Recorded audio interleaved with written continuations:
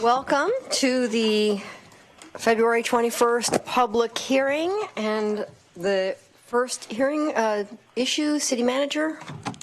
Thank you, Mayor. This public hearing is on an ordinance on the enterprise zone revised public benefit criteria, and is an opportunity to hear from the community about draft revisions to the West Eugene enterprise zone. When considering redesignation of the West Eugene Enterprise Zone in June of 2016, Council directed staff to convene a task force to revisit the program's public benefit criteria. The criteria were initially established in 2005 and are designed to encourage business practices that align with broader community goals. The task force is comprised of Councilors Poling and Pryor, County Commissioners Farr and Stewart, and 4 community representatives. Council discussed the draft revisions at the January 23rd work session, and following today's hearing, the task force will meet a final time to discuss policy and discuss council and public comments and finalize its recommendations. Do we have anybody lined up to testify? So do we just close the public hearing? No one's here to speak? All right, I'll close the public hearing on the West Eugene Enterprise Zone. Now, I will open the public hearing on an ordinance adopting hazardous substance user fees. In accordance with the Eugene City Charter and City Code, all costs of running the Eugene Toxics Right to Know program must be covered by fees assessed to businesses in Eugene that are hazardous substance users. For fiscal year 2018, the Toxics Board is recommending the City Council adopt a fee of $63.12 per full-time equivalent employee, up to $2,000 per entity. And do we have anyone signed up to comment? No. So I will close the public hearing on the toxics fee. Oh, are there any? Oh, sorry, I left out the council. Are there any comments or questions from council? No. All right. So, More. There's more. Wait a second. Oh, I'm skipping. Thank you. Does the council president Does any councilor have any objections to taking action? Oh, any councilor have any objections to taking action? Does anyone object to taking action tonight? Okay. I do. Oh, okay. Do you state the objection? What happens? No, if any counselor objects, then this will get scheduled for action at a future meeting. Okay. All right. So we will schedule this for a future meeting, and then we're done with this, correct? Correct. Okay. I close the hearing on the toxics fee. Now I'll open the hearing. City Manager? Yes, ma'am. This is a public hearing on an ordinance on annexation withdrawals, and the purpose of this public hearing is to hear any comments on the proposed withdrawal of annexed properties from special service districts. These withdrawals come before the council on an annual basis, and this year the batch contains 9 annexations approved by the City Council in 2016, all of which were initiated by the property owners.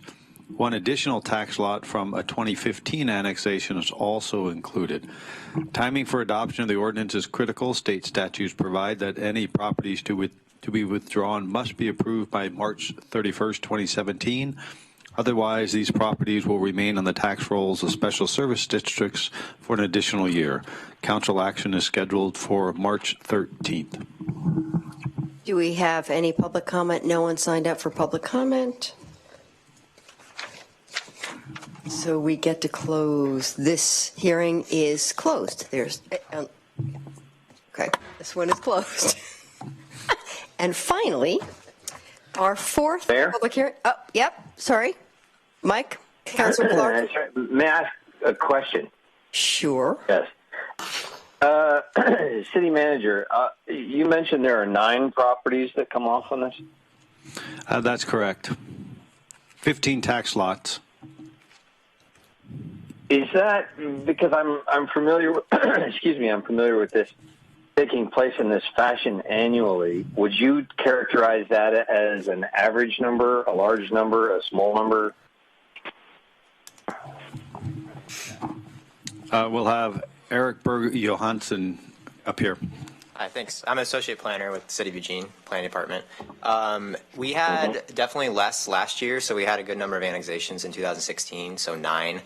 And we've already had a few applications this year, so I'd say it's a little bit above average, but the trend is that we're seeing more annexations every year.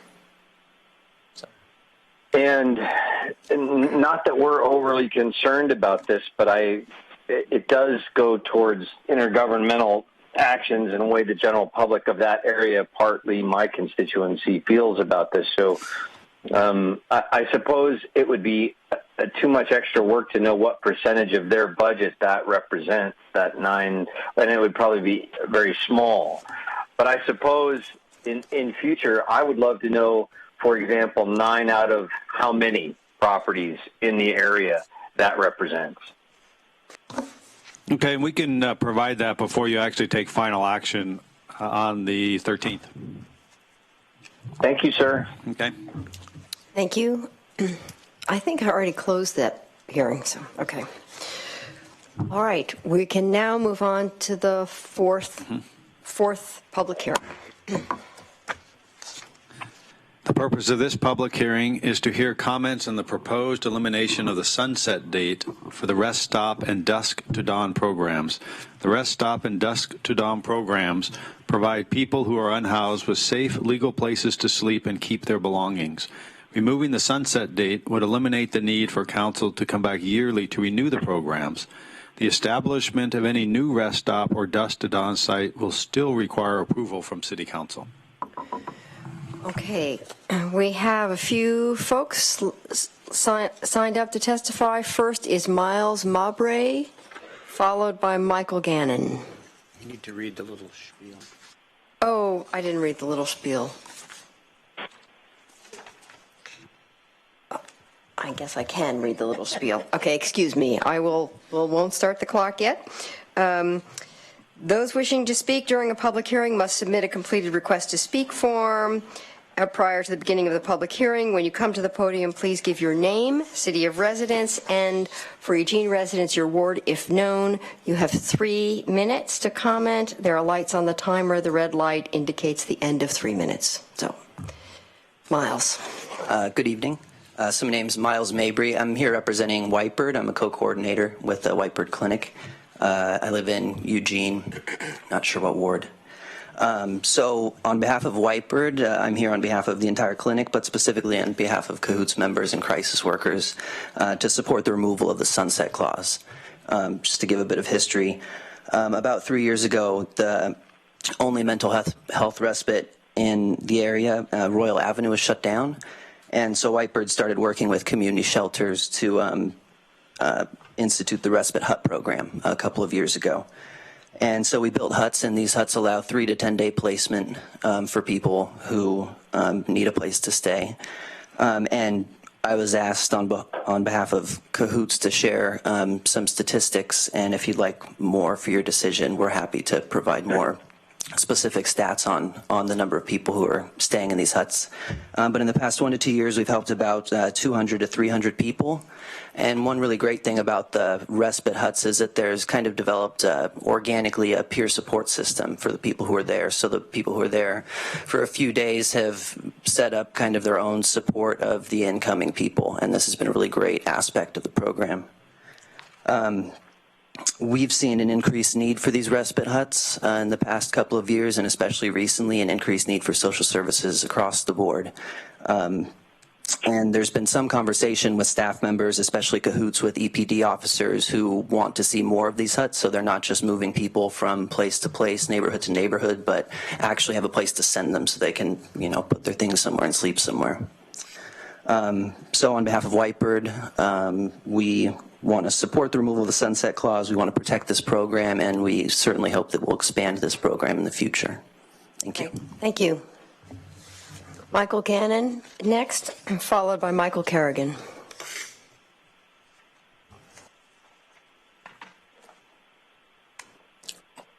Hi, councilors. I'm Michael Gannon. I live in Eugene. Thanks for taking the time to have this discussion. I think it's the simplicity of this particular topic tonight and the decision that the council makes perhaps belies the complexity that I think all of you know that homelessness creates for people. I live in one of these rest stops, and I strongly believe that not only should you remove the sunset on it, but that you should rehab them and increase their usefulness, perhaps by investing in them, i.e. the $25,000 that the budget committee set aside. But I think what we're missing here, and the nature of the discussion that we're having sort of emphasizes it, is, and I think also following the recent report of the $140,000 ultimately of the group that was hired to come from New York City to check out how people behave in Eugene and how their public spaces could be made more successful. But what it, if we compare the question tonight to extend the rest stop without a deadline for ending them, there's no indication that you, for example, spent anything close to $140,000 to find out if they're working and how are they working and what can the city do to make them better. And I believe that ultimately that ignores the reality that the quality of homelessness is an ancient one, but perhaps is newly provocative in the way that we're living on a planet that has 7+ billion people, way more than any of us imagined there would be really when we were children. And furthermore, that the resources available are being consumed. We're seeing that all over the place, and that's part of the global warming problem. So I would say jump back to Art Pearl's provocative program in the 60s when he came to the U of O and talked about new careers for the poor, and spend some money paying the homeless people to tell you what their problems are and how they work, so that you could have a much more complex knowledge of what's going on out there. Thank you. Michael Kerrigan, followed by Chris Cunningham. My name is Michael Kerrigan. I live in Ward 7. I'm here tonight to support removing the sunset for the rest stops and dusted on programs and making them a permanent part of our community. Both programs have been very successful in providing safe shelter for the unhoused. As a founding and still board member of Opportunity Village Eugene, now Square One of Villages, in the Nightingale Health Sanctuary, I've experienced firsthand how successful rest stops can be. They work, they save lives, and they make lives better for those who live there.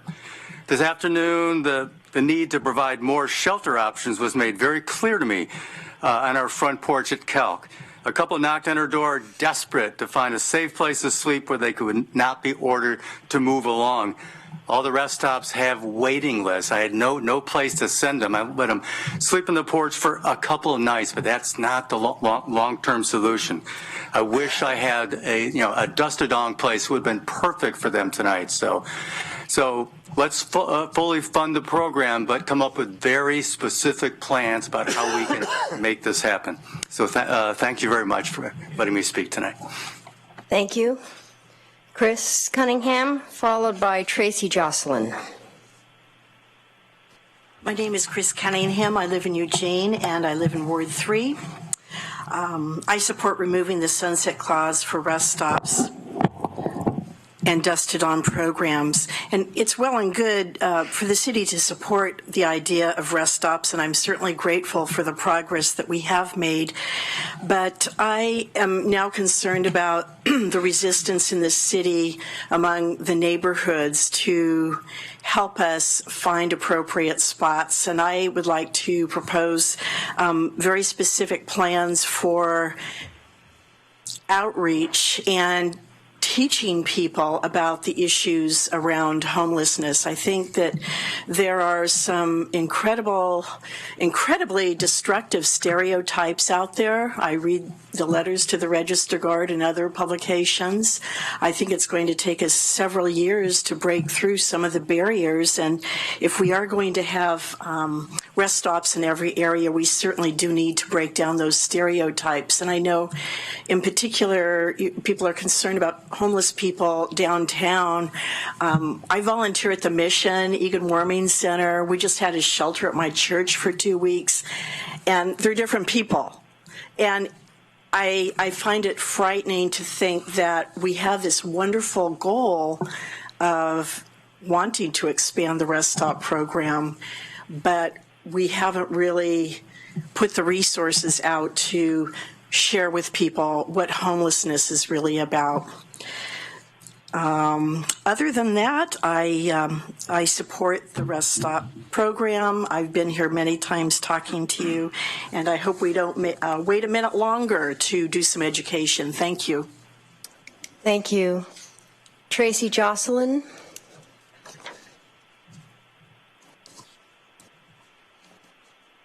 Hello. My name is Tracy Jocelyn. I live in Ward 7. I support removing the sunset date from the Rest Stop ordinance. I actually remember doing it last year, but we had to do legal paperwork, so the rest stops are part of an answer to how to support human rights in Eugene. They help people stabilize. A place to keep your possessions, be safe, keep appointments with service providers, mentors, make plans, help with gate duty, help keep camp together, be a part of community. We all participate in making it work. We thank you all for supporting all of us very much. Since we've been at the Mission site, 11 and a half people have found housing. One person's just really close. One son and mother just secured permanent housing and support from home care in Springfield and employment. Another resident secured housing through the St. Vincent de Paul Madrone program. There's nothing like a cold and rainy winter in Oregon. We seriously need to create more rest stops for the folks who have to camp illegally, including our youth and high maintenance folks that just need a whole bunch of support. I heard Chris, I also read Register Guard comments, and it's kind of frightening. So supporting the Rest Stop program and allowing us to keep sharing success stories and helping out Cahoots will just slow and sure show people that there's no reason not to treat somebody who's down on their luck with kindness and care. And it's always been my belief that every person has just huge potential. I can't even believe people are living in Washington, Jefferson Park. Oh, sunset date, rest stop. We had a meeting today and we discussed the idea of creating streamline all rest stops. Just like very efficiently run, simple, self-managed. People come and check on the rest stops. We just need to show the city that we have the will to treat people like human beings, and the rest stops are a huge help. So thanks again. Thank you. And that is the last of the public testimony. So we close this public hearing. Thank you all. And now the city, we have one more piece of business to conduct as a council. We have a motion that we referred to today, postponed last week, and actually Councilor Zelenka's not here, but I guess we open this to discussion. Right. So where are we? Since it was postponed to a date certain, It is now on the table, so nobody needs to move to take it off the table. It's as if the motion was just made, and so you are now in the process of debating it. You can either debate it. I know at least one counselor has, I believe, an intended motion to make. So you can act tonight or you can postpone it again. Well, Do we have any idea how long Alan's? he said he would come, but I don't know how long it's going to take him to get here. So I don't know whether we should postpone until he's available. Can we postpone this one more day? We're meeting tomorrow. Should we postpone it to tomorrow when Councilor Zelenka is here, since it's his? Really a question you should be asking them. Yes, that feeling agreement. I move to postpone discussion to tomorrow. Second. All in favor? Councilor Surratt, Councilor Clark? I vote yes. Aye. Aye. Okay, all in favor, so we'll postpone till tomorrow. Thank you. And that's the end of our meeting.